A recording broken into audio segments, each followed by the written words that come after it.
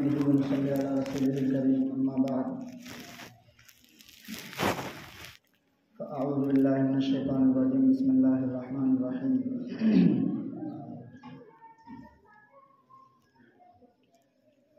इन्ना अअतैनाकल कौसर फसल्लि लिरब्बिका वन्हर इन्न शानिअका हुवल अबतर। क़ाल अल्लाहु तबारक व तआला या अय्युहल्लज़ीना आमनु इस्तईनु बिस्सब्रि वस्सलाह इन्नल्लाहा मअस्साबिरीन। सदक़ल्लाहुल अज़ीम।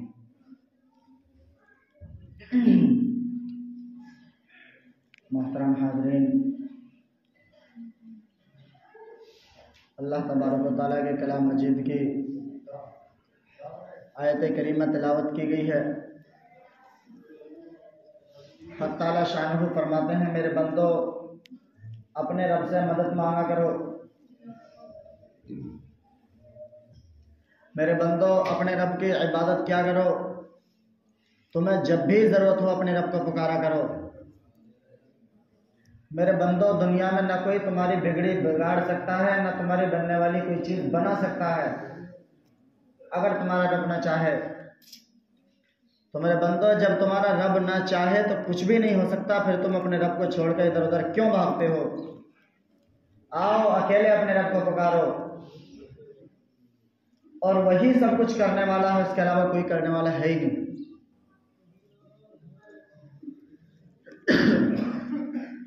उस अकेले रब को तो पुकारें, लेकिन अल्लाह फरमाता है कि मेरे पुकारने के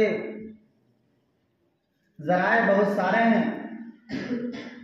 एक जुमला खुसूसी तौर से चला करता है कि जब जिंदगी में सुकून ना हो, जब नमाज से सुकून ना मिले तो फिर सुकून से नमाज पढ़ा करो, तब सुकून मिलेगा।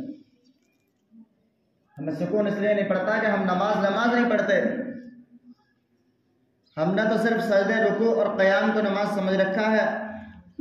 उसके अंदर क्या पढ़ा जाना है, किस तरह पढ़ा जाना है, ना हमें पता है, ना सीखने की परवाह है।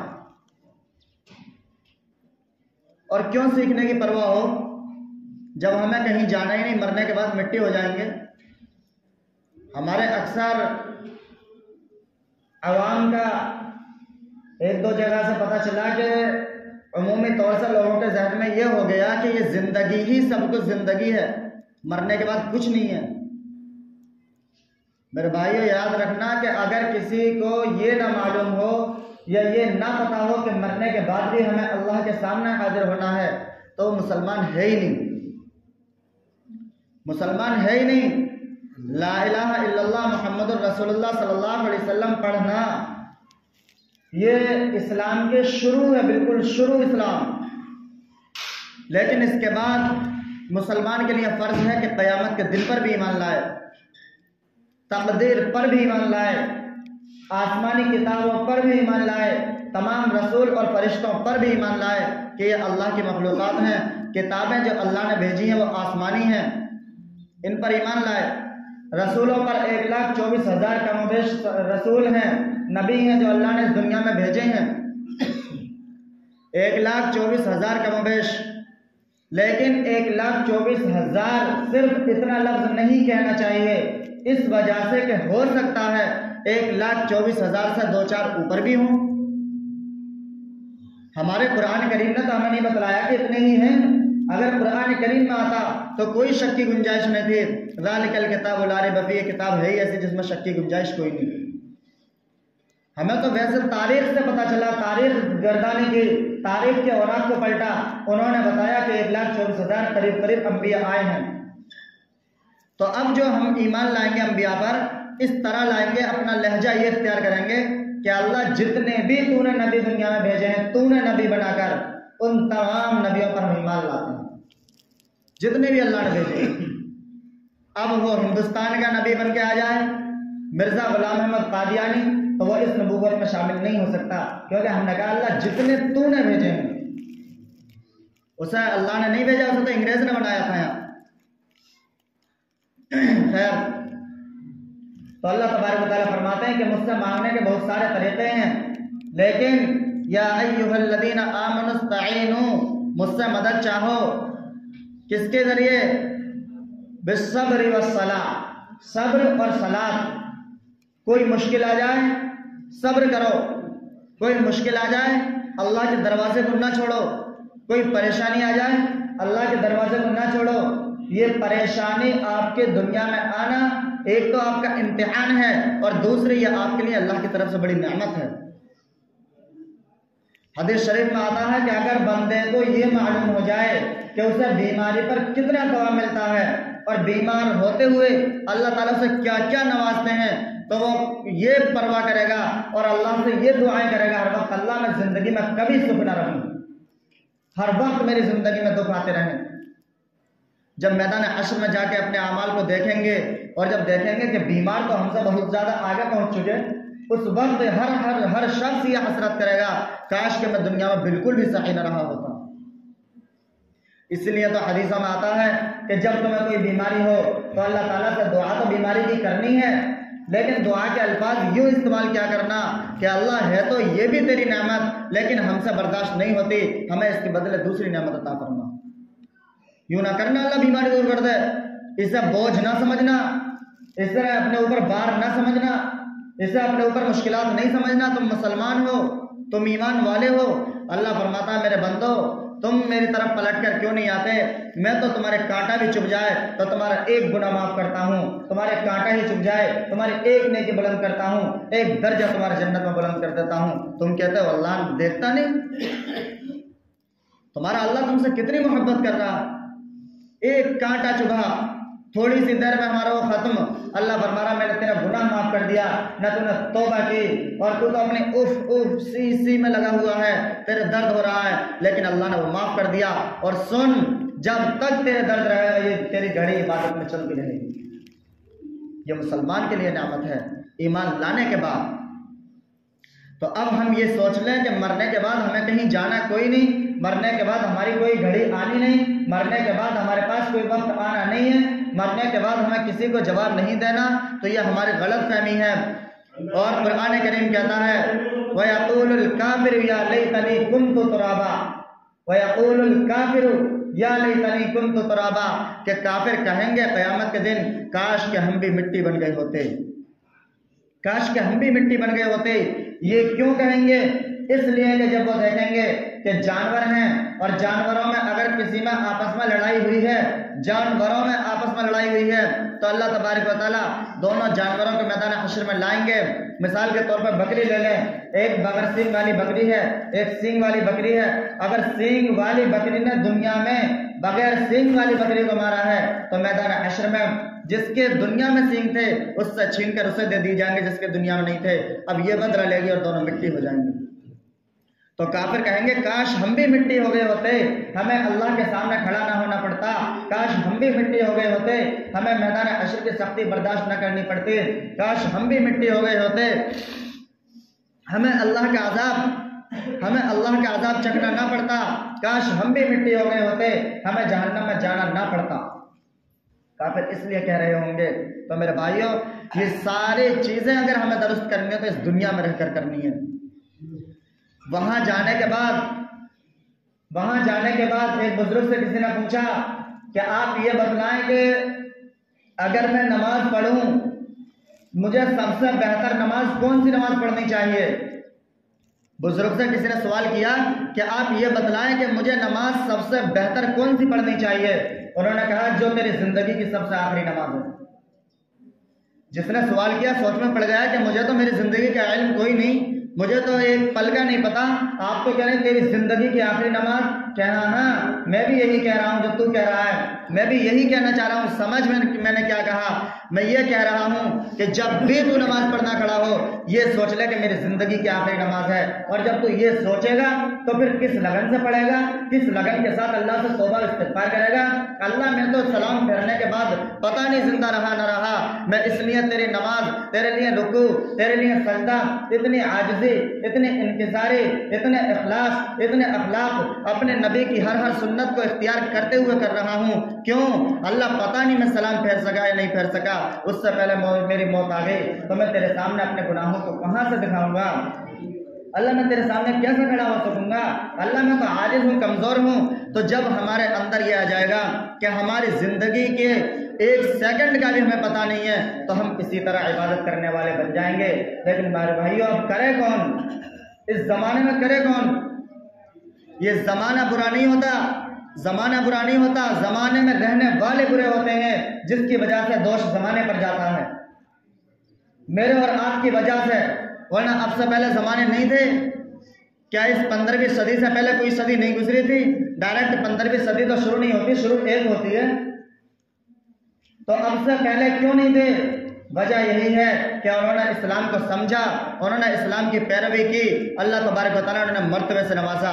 आज हम उनका नाम फख्र से लेते हैं, आज हम उन्हें अपने अकाबिर, अपना असलाफ तसव्वुर करते हैं, आज हम उन पर जान लुटाने को तैयार होते हैं। अगर हमारे नबी, अगर हमारे सहाबी, अगर हमारे किसी वली जिसका इंतकाल हो गया, जिसे पता भी कोई नहीं, अगर उसके बारे में कोई गलत लफ्ज इस्तेमाल कर दे तो मैं और आप सुन नहीं सकते। तो हम भी तो ऐसे बने कि हमारी औलाद हमारे बारे में ना सुन सके। लेकिन हम तो ऐसे बन रहे हैं कि हज़रत उमर रज़ियल्लाहु ताला अन्हु के दौर में एक शख्स आया, कहने लगा, अमीरुल मोमिनीन, मेरा बेटा मेरा कहना नहीं मानता, अमीरुल मोमिनीन, मेरा बेटा मेरा कहना नहीं मानता, मैं जो कहता हूँ उसकी नाफरमानी करता है, मेरी कोई बात नहीं मानता। हज़रत उमर ने फरमाया, बुलाओ बेटा कहाँ है। जब बेटे को बुलाया गया, अमीरुल मोमिनीन हज़रत उमर के दरबार में बेटा पहुंचा। अमीरुल मोमिनीन हज़रत उमर ने पूछा, हाँ तुम्हारा बाप तुम्हारी शिकायत कर रहा है, क्या वजह है, क्या वजह है, क्यों परेशान करते हो? आप अपने बाप की फरमाबरदारी क्यों नहीं करते? आप अपने बाप के हुकूक को क्यों नहीं मानते? आप अपने बाप के हुक्म पर अमल क्यों नहीं करते? आप अपने बाप को क्यों परेशान करते रहते हो? क्या वजह है, क्यों शिकायत आ रही है आपकी? तो उसने कहा, अमीरुल मोमिनीन, आप पहले मुझे एक सवाल के जवाब दे दें मेरे, मैं आपको बाद में दे दूंगा, जो आप मुझसे पूछेंगे मैं बतला दूंगा।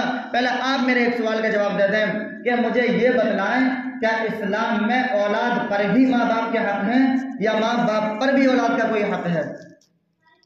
इस्लाम में सारे हुकूक औलाद पर ही है माँ बाप के, क्या माँ बाप के लिए औलाद को ही सब कुछ करना है या कुछ ऐसा भी है कि माँ बाप भी औलाद के लिए करें?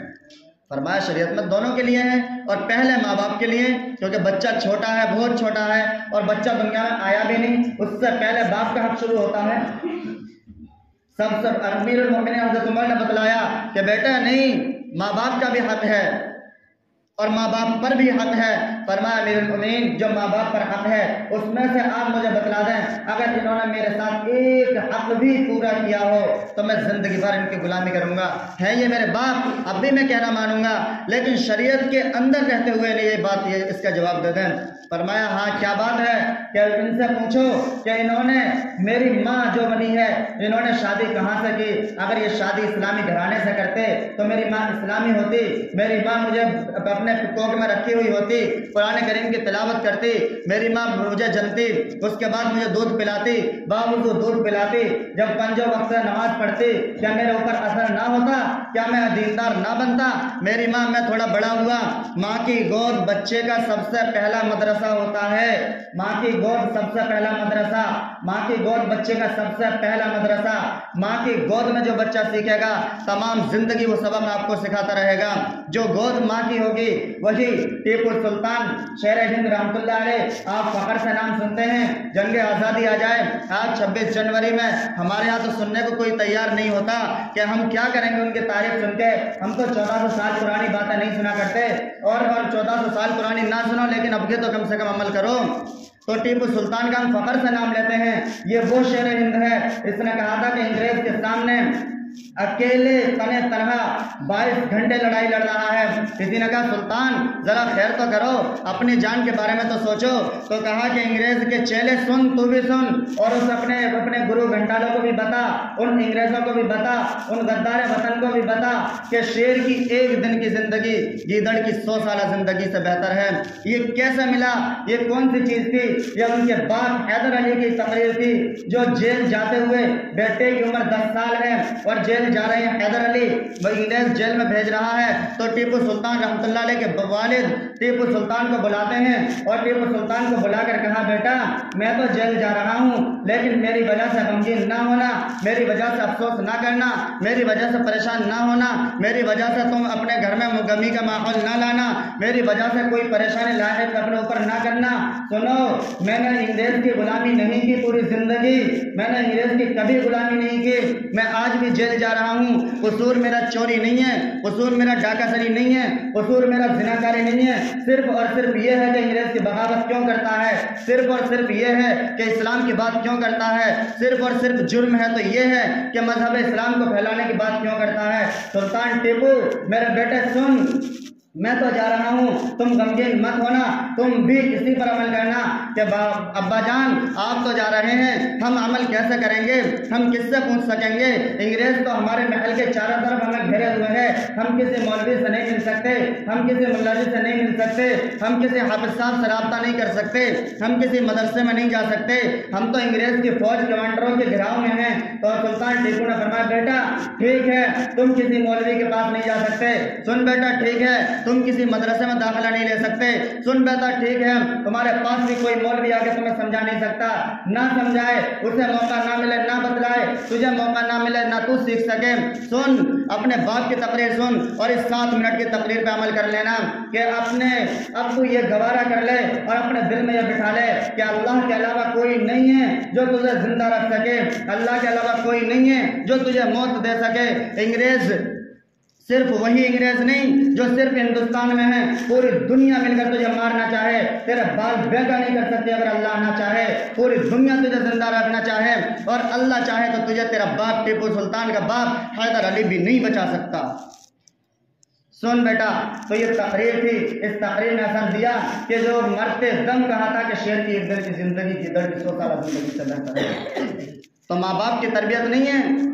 और इससे पहले ये तो 10 साल की उम्र है, इससे पहले जब ये बच्चे थे, माँ कहती है मेरा सुल्तान टीपू के बारे में तुम कहते हो, मेरे सुल्तान टीपू मेरे बेटे की तफसीरें करते हो, मेरे बेटे की तकरीर बयान करते हो, मेरे बेटे की सिफात बयान करते हो, मेरे बेटे को शेर हिंद कहा करते हो, मेरे बेटे को सुल्तान कहा करते हो। जरा मेरी भी तो सुनो, मैंने अपने बेटे को कभी भी बगैर वुजू के दूध नहीं पिलाया। ये वो करामत है। फरीदुद्दीन गंज शकर रहमतुल्लाह अलैह, बहुत बड़े बुजुर्ग, बड़े बड़े औलियाओं के पीर, बड़े बड़े औलियाओं के उस्ताद, बड़े बड़े वलियों और मौलवियों के शेख, मुरब्बी, उस्ताद फरीदुद्दीन गंज शकर रहमतुल्लाह अलैह की तारीफ होने लगी। उनकी माँ ने सुनी कि मेरे बेटे की तारीफ हो रही है। माँ ने अपने किसी महरम से कहा कि जाओ और मजलिस वालों से जाकर बताओ कि तुम मेरे बेटे फरीदुद्दीन गंज शकर की तारीफ करते हो। जरा मेरी बात नहीं सुनी। मैंने कभी भी उन्हें दूध इस हाल में नहीं पिलाया कि 2 रकात नमाज उससे पहले न पढ़ दी हूँ बावजूद होकर। तो ये माँ बाप का असर होता है। माँ बाप सबसे पहला मदरसा है। माँ की गोद में जो बच्चा सीखेगा वो बड़े होकर सीखेगा। वो वाक़या अमीरुल मोमिनीन का बताकर मैं ख़त्म करता हूँ। हज़रत उमर से कहा, अरे अमीरुल मोमिनीन आप मुझे बतलाइए, क्या माँ बाप पर भी सब हक हैं या औलाद पर भी हैं या दोनों पर हैं? फरमाया दोनों पर हैं। कहा कि फिर मुझे बतलाइए क्या क्या है। तो बेटे को अमीरुल मोमिनीन हज़रत उमर बतला रहे हैं कि बाप का सबसे पहला हक है, यानी लड़के के दादा दादी का सबसे पहला हक है कि अपने बेटे की शादी जो करें इस्लामी घराने से करें, लड़की कुरान करीम पढ़ी हुई हो। आज हमारे यहाँ कोई मेहमान आ जाए तो कभी, मैंने तो आज तक देखा नहीं, शायद आपने सुना हो, आपकी उम्र मुझसे बड़ी है, आपका बुढ़ापा है, अब से पहले सुना हो, मैं नहीं कहता, लेकिन इस दौर में शायद आप भी ना सुनते हो कि कोई आपके यहाँ मेहमान आए, कभी कोई मेहमान आके ये नहीं पूछता कि तुम्हारे बेटे का कौन सा पारा है। हर मेहमान आएगा पूछेगा तेरे बेटे की कौन सी क्लास है। जरा सोचो कहाँ हम चले गए। कोई पारा नहीं पूछता, कोई सिपारा नहीं पूछता, कोई नहीं पूछता तेरे बेटे ने कुरान करीम पढ़ा है या नहीं पढ़ा। ये पूछते हैं हाई स्कूल किया है नहीं किया। मैं ये नहीं कह रहा कि मत करो, मैं कहता हूँ करो। मैं खुद करा रहा हूँ, मैं अपने मदरसे से भेज रहा हूँ, मैं करा रहा हूँ उसके। मैं ये नहीं कहता मत कराओ, लेकिन अपने दीन, अपने मजहब को कहाँ ढकेल दिया आपने। आप किस चीज़ से मुसलमान बनेंगे, आपकी औलाद किस चीज़ से मुसलमान बनेगी, ज़रा उनकी परवाह करो। तो हज़रत उमर ने बताया कि सबसे पहले बेटे के दादा का हक है, बेटे की दादी का हक है कि अपनी बेटे की शादी जो करे इस्लामी घराने से करे, बेटी कुरान करीम पढ़ी हुई हो। दूसरा, अब बाप की बारी आती है, बाप अपनी बीवी को लाए तो ये नहीं कि 3 दिन शादी को हुए फिर उसे फिल्म हालों में दिखाने लगे, नहीं, बाप अपनी बीवी पर पूरा कंट्रोल रखे, शोहर अपनी बीवी पर, कि वो फवाहिशात कामों में न लगे, अगर वो पहले से गंदी भी हो थोड़ी बहुत, क्योंकि इंसान है, हो जाता है, शैतान है, बहकाता है, इंसान बहक जाए कोई बात नहीं, लेकिन शोहर कंट्रोल रखेगा तो इंशाल्लाह सही होगी। अब बाप का ये हक है कि जब बाप और ये दोनों मिलते हैं, अल्लाह ने जरिया बनाया, औलाद का होता है, जब ये जरिया बनता है, अब बच्चा जनती है माँ, तो माँ की बारी आती है, माँ नापाक सापाक ना रहे। हमारे ज़माने की माँ, बच्चा दूध पी रहा है लगकर छाती से और माँ सामने बैठी है, आगे फिल्म चल रही है, तो बताओ औलाद पर हक क्या आएगा, औलाद पर असर क्या पड़ेगा? फिर तो हम बुज़दिल ही बनेंगे, शहीद सुल्तान टीपू नहीं बन सकते, फिर तो हम नवाब सादिक और मीर सादिक ही बन सकते हैं, और फिर तो हम राजा रंजीत सिंह ही बन सकते हैं, जो अंग्रेज की चापलूसी करके 900 मुरब्बा जमीन अलाट करा के अपने नाम करा कर बैठ गए और आज उन्हें गद्दार वतन कहा जा रहा है। तारीफ उनकी भी बताते हैं, लेकिन कौन उन्हें तरक्की की नज़र से देखता है? मेरे भाइयों, सब उन्हें हकीर समझते हैं, लेकिन सुल्तान टीपू का नाम आ जाए तो सब उन्हें बहादुर कहते हैं। तारीफ इनकी भी है। तो अपनी ज़िंदगी के बहादुर बनो, अपनी ज़िंदगी के बहादुर बनो, बुज़दिल नहीं। बुज़दिल बन के तुम्हारे तो मजहब इस्लामी नहीं चाहता तुम बुज़दिल बनो, तुम्हारा तो मजहब इस चीज़ को गवारा नहीं करता, फिर हम अल्लाह के सामने क्या मुँह दिखलाएंगे? मेरे भाइयों, तो अमीरुल मोमिनीन हज़रत उमर ने फरमाया कि अब बाप से कहा कि तू इसकी शिकायत लेकर आ रहा, पहले अपनी गलतियों को दूर कर। तो अब इसकी शिकायत कर रहा, शिकायत अब असर नहीं रखती, पहले से तू कंट्रोल करता। तेरे बेटे, हाँ भाई घर में टीवी है, अब मौलवी साहब से ताल्लुक है, हाफिज साहब से ताल्लुक है, दूसरा का हाफिज साहब तुम्हारे पास बैठता है, घर में टीवी रखता है, उसको मना करो। हाफिज साहब ने कहा अरे बच्चे नहीं मानते। बच्चे क्यों नहीं मानते? बच्चे बिल्कुल मानेंगे, तू मनवाना नहीं जानता क्या? जब बच्चे कहीं मिसाल के तौर पर कहीं शादी में जाने लगे और तुझे उस शादी में नहीं जाना, तेरी किसी वजह से लड़ाई है, तो तेरे एक बच्चे की हिम्मत नहीं जो तेरे घर से निकल जाए। तेरा बच्चा ये नहीं मानता। जब बच्चा तेरी मेहनत से डॉक्टर बन सकता है, तेरी मेहनत से प्रोफेसर बन सकता है, जब बच्चा तेरी मेहनत से मास्टर बन सकता है, जब बच्चा तेरी मेहनत से तेरा बच्चा डॉक्टर बन सकता है, जब बच्चा तेरी मेहनत से तेरा बच्चा मिस्त्री बन सकता है, पायलट बन सकता है, इंजीनियर बन सकता है, फौजी बन सकता है, पुलिस अफसर बन सकता है, SDM DM बन सकता है, SHO दरोगा बन सकता है, हाई कमान बन सकता है, तो क्या तेरा बच्चा नमाजी नहीं बन सकता? बिल्कुल बन सकता है। मेरे भाइयों, पकड़ होगी, बिल्कुल पकड़ होगी माँ बाप की इस बात में। और अपने ध्यान रखें, क्योंकि हर एक अपने बारे में जिम्मेदार है, सबसे जिम्मेदारी का सवाल होगा बरोज़ हश्र। हमें अल्लाह के यहाँ जाना है, अल्लाह के यहाँ खड़ा होना है, अल्लाह के यहाँ हिसाब किताब देना है। मेरे भाइयों, उस दिन से डरो, ये तो 2-4 दिन की जिंदगी चले गए, कुछ नहीं होता यहाँ तो अगर भूखे भी रह ले तो कोई बात नहीं, अल्लाह के यहाँ से डरो, वो बड़ी ज़िंदगी है, वहाँ जहन्नम हम बर्दाश्त नहीं कर सकते। अल्लाह हमें नेक अमल करने की तौफीक अता फरमाए और नमाज 5 गाना पढ़ने की तौफीक अता फरमाए। अल्हम्दुलिल्लाह।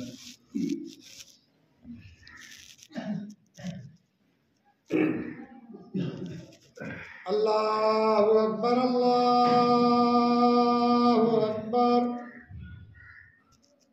अल्लाहु अकबर, अल्लाहु अकबर। अशहदु अल्ला इलाहा इल्लल्लाह,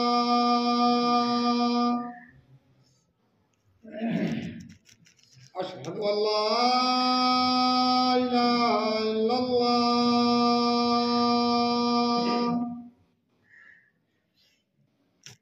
अशहदु अन्ना मुहम्मदर रसूलुल्लाह,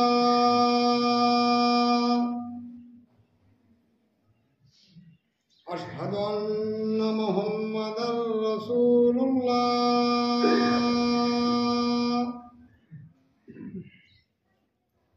हय्या अलस्सलाह,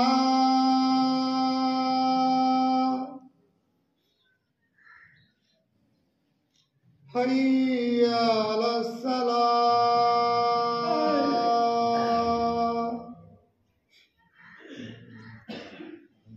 हय्या अलल फलाह,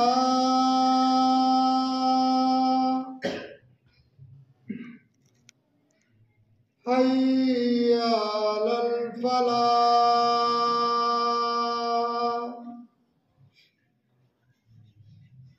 अल्लाहु अकबर।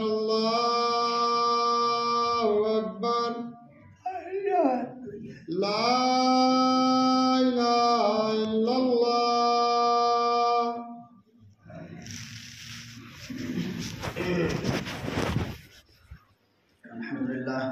الحمد لله الذي لا يلجأ لكشف الشدائد إلا هو ولا يدعى لرفع المكائد إلا هو وما مراد وما مطلوب الواصلين في الكونين إلا هو المخلوق كلهم ضعفاء لا قوي إلا هو والناس كلهم فقراء لا غني إلا هو لا واجد ولا ماجد إلا هو لا حافظ ولا ناصر إلا هو غافر الذنب وقابل التوب شديد العقاب ذي الطول لا إله إلا هو هل من خالق غير الله يرزقكم من السماء والأرض إلا هو ومن يملك السمع والأبصار إلا هو ومن يعلم الجهر والسر إلا هو موسى على الطور حين ناداه قال لا إله إلا هو يونس في بطن الحوت حين ناداه قال لا إله إلا هو يوسف في قعر البئر حين ناداه قال لا إله إلا هو ونشهد أن لا إله إلا الله وحده لا شريك له ونشهد أن محمدا عبده وبارك وسلم اعلموا أن الدنيا دائرة ولذتها فانية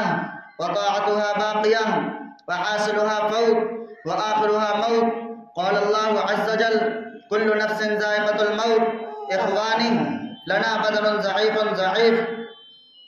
وسفر طويل وزاد قليل وبحر عميق والنار حريق والصراط دقيق والميزان عديل والقيامة قريب والحاكم رب جليل والمنادي جبرائيل وتقول الجنة وعدي وتقول النار عهدي وتقول الكعبة زواري ويقول آدم صفي الله يوم القيامة يا رب نفسي ويقول نوح نجي الله يوم القيامة يا رب نفسي ويقول إبراهيم خليل الله يوم القيامة يا رب نفسي ويقول إسماعيل ذبيح الله يوم القيامة يا رب نفسي ويقول داود خليفة الله يوم القيامة يا رب نفسي ويقول سليمان صاحب المملكة يوم القيامة يا رب نفسي ويقول يوسف صديق الله يوم القيامة يا رب نفسي ويقول موسى كلم الله يوم القيامة يا رب نفسي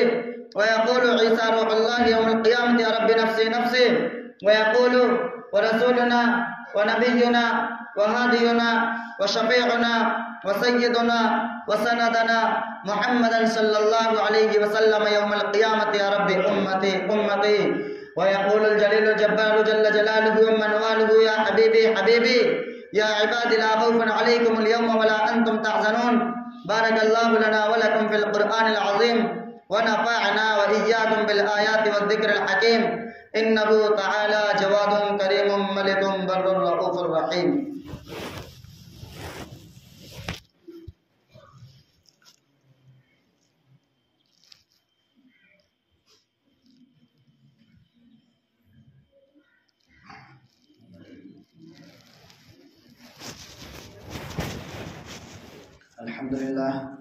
الحمد لله نحمده ونستعينه ونستغفره ونؤمن به ونتوكل عليه ونعوذ بالله من شرور أنفسنا ومن سيئات أعمالنا من يهده الله فلا مضل له ومن يضلله فلا هادي له ونشهد أن لا إله إلا الله وحده لا شريك له ونشهد أن محمدا عبده ورسوله أما بعد فأعوذ بالله من الشيطان الرجيم إن الله وملائكته يصلون على النبي يا أيها الذين آمنوا صلوا عليه وسلموا تسليما